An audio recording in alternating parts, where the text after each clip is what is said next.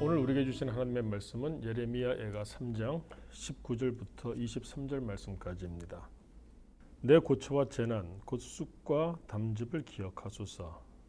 내 마음이 그것을 기억하고 내가 낙심이 되오나 이것을 내가 내 마음에 담아두었더니 그것이 오히려 나의 소망이 되었사옴은 여호와의 인자와 긍휼이 무궁하심으로 우리가 진멸되지 아니함이니이다. 이것들이 아침마다 새로우니 주의 성실하심이 크시도소이다. 애가라고 하는 것은 슬픈 노래를 의미합니다. 그러니까 예레미야 애가라고 하는 것은 예레미야 선지자가 기록한 슬픈 노래라고 하는 뜻을 갖습니다. 예레미야는 도대체 무엇 때문에 이렇게 슬퍼서 애가까지 짓게 되었을까? 그 이유는 간단합니다. 유다의 패망이 목전에 있었기 때문에 그렇습니다. 하나님의 말씀이 예레미야에게 임하였습니다. 내가 바벨론을 들어 유다를 칠 것이다. 유다는 패망할 것이고 그리고 바벨론에게 포로로 끌려가서 70년을 지내야 할 것이다. 우리도 일제치하의 시간들이 있었습니다. 그 당시에 얼마나 많은 애국지사들이 눈물로 세월을 보내야 했었습니까? 예레미야도 마찬가지죠. 사랑하는 민족 유다가 멸망을 앞두고 있다. 더더구나 포로로 잡혀가서 70년을 보내야 된다. 눈물을 흘리지 않을 수가 없겠죠. 거기다가 예레미야는 개인적인 고통도 있었습니다. 이와 같은 하나님의 말씀이 임한 이유는 백성들에게 선포하라고 하는 사명을 주시기 위함이었습니다. 사람들은 책망의 소리 듣기 싫어합니다. 불길한 소리, 안 좋은 소리 안 들으려고 하죠. 그런데 그들을 향하여 예레미야는 바벨론의 침공이 임박하였는데 이 모든 것들은 하나님의 계획 가운데 있기 때문에 우리는 항복해야 된다. 이렇게 외쳐야만 됐었습니다. 심적으로 얼마나 큰 부담이 되었을까요? 사람들은 미워했을 것입니다. 실제로 예레미야는 많은 매를 맞기도 하고 옥에 갇히기도 했습니다. 사람들은 그를 가리켜서 매국노라고 손가락질을 했겠죠. 민족적으로 그 패망을 앞두고 있는 가운데 마음이 어떠했을 것이며 더더구나 그 가운데서 이렇게 오해를 받고 하나님의 말씀을 대언하는 그 일로 말미암아 개인적으로도 심한 고초를 당하고 있었던 예레미야. 그의 삶은 눈물로 점철된 삶이었습니다. 그러다 보니까 이 예레미야 애가를 기록하고 있는 것입니다. 그런데 그 중심이 이와 같은 예레미야 애가. 그런데 이 예레미야 애가를 읽으면서 우리는 놓치지 말아야 될 하나님의 메시지가 있음을 반드시 알아야 됩니다. 그것이 무엇이냐? 바로 오늘 본문 말씀 가운데서 우리가 찾아볼 수가 있습니다. 21절부터 다시 한번 제가 봉독합니다. 이것을 내가 내 마음에 담아 두었더니 이것이라고 하는 것은 19절 20절입니다. 내 고초와 재난 얼마나 고통스러운지 곧 쑥과 담즙 얼마나 씁니까? 내 삶이 그렇다는 것입니다. 그래서 내가 낙심이 되었사오나 21절을 보니까 이것을 내가 내 마음에 담아 두었더니 왜 그랬을까요? 그것이 오히려 나의 소망이 되었사옴은 여호와의 인자와 긍휼이 무궁하심으로 우리가 진멸되지 아니함이니이다. 이것들이 아침마다 새로우니 주의 성실하심이 크시도소이다. 우리가 예레미야 애가를 읽으면서 놓치지 말아야 될 하나님의 메시지가 있습니다. 그것은 그럼에도 불구하고 하나님의 인자와 긍휼하심은 무궁하시다 하는 것입니다.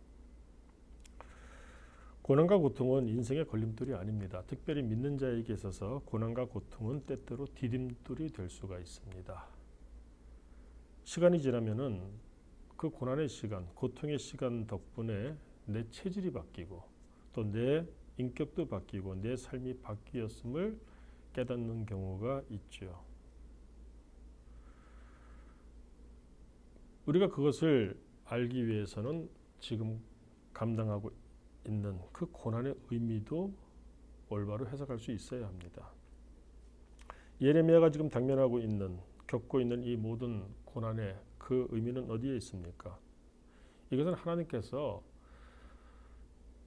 유다라고 하는 하나님의 나라를, 그 백성을 고치시고 회복시키기 위하여 계획하신 하나님의 시간들입니다. 우리가 병원에 가는 것은 몸이 아프기 때문입니다. 병원에 가서 우리가 심각한 이야기를 들을 때도 있습니다. 그래서 수술을 받아야 될 때가 있죠. 누구나 다 걱정합니다. 염려합니다. 두려워합니다. 불안해합니다. 그러나 그 과정을 거쳐야만 우리가 다시 치유받고 회복될 수가 있지 않겠습니까? 지금 유다의 형편이 그렇습니다. 이들의 병증은 아주 심각합니다. 얼마나 심각하냐. 수술을, 그것도 아주 큰 대수술을 받아야 될 지경에 놓여 있습니다.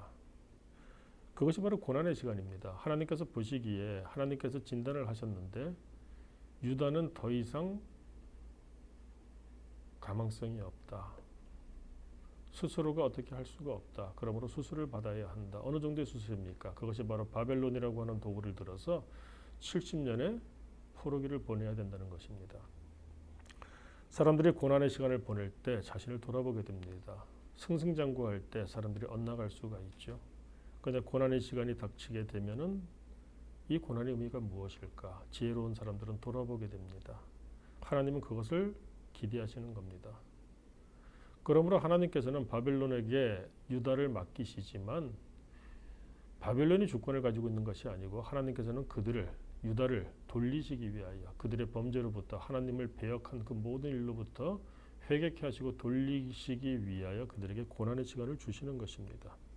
그러므로 예레미야 애가는 그와 같은 슬픔, 앞서 본 그런 슬픔 가운데서도 그럼에도 불구하고 여호와 하나님의 그 인자와 긍휼은 무궁하시다. 그러므로 우리에겐 소망이 있다. 이것을 노래를 합니다.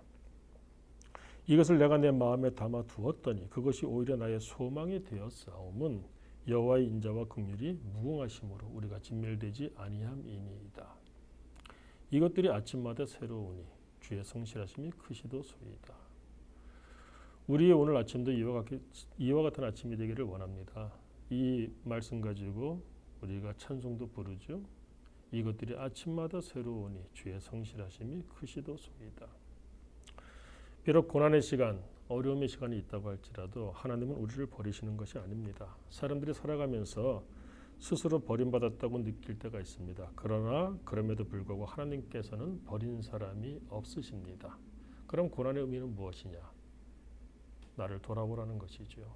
나의 신앙과 하나님 앞에서의 삶, 내가 사람들 앞에서의 삶, 이런 것들을 돌아보라는 것입니다. 왜 그렇습니까? 책망의 시간이긴 합니다. 그러나 죽이시기 위함이 아니라 회개케 하시고 돌이키게 하셔서 죽음의 길에서 돌아서게 하시기 위한 하나님의 은혜라고 하는 것입니다. 예레미야 예가의 가장 중심 사상은 그것입니다. 요즘 우리의 현실이 참 어렵습니다. 영적으로도 그렇고 육적으로도 그렇습니다. 이럴 때 우리는 무엇을 생각해야 될까요? 예레미야 예가에 나타난 하나님의 말씀을 우리가 교훈 삼기를 원합니다. 사람들은 아플 때 돌아봅니다. 아플 때 살펴봅니다. 지금이 힘들고 아픈 시간이라면 하나님께서는 나에게 살펴보라고 시간을 주시는 것은 아닐까 하는 지혜를 가지기를 원합니다. 비록 지금은 내 고초와 재난이 쑥과 담즙과 같을지라도 그렇게 쓰디쓸지라도 그래서 내가 낙심이 될 때도 있지만 그러나 오히려 나의 소망이 될 수도 있다. 왜? 하나님은 인자와 긍휼이 무궁하심으로. 그러므로 이 아침에 우리가 다시 한번 주의 말씀을 통하여 찬송하고 그의 성실하심을 다시 한번 기대할 수 있기를 원합니다. 기도하겠습니다. 하나님 아버지, 세상이 악하고 세상이 어려워서 우리의 삶도 쑥과 담즙을 씹는 것과 같습니다. 특별히 어려운 가운데 있는 주의 권속들이 있다면 이 말씀을 통하여 견디게 하시고 버티게 하시고 더 나아가 자신을 돌아보며 하나님이 예비하시고 하나님이 기대하시는 복을 받는 사람이 되기 위하여 우리의 삶을 하나님이 원하시는 대로 고쳐나갈 수 있는 지혜와 힘을 더하여 주옵소서. 이것들이 아침마다 새로우니 오늘 아침도 우리에게 주의 성실이 크게 임하는 아침인 줄로 믿습니다. 하나님 앞에서 소망을 가지고 오늘 하루도 강건하게 살아가게 하여 주옵소서. 예수님 이름으로 기도드립니다. 아멘.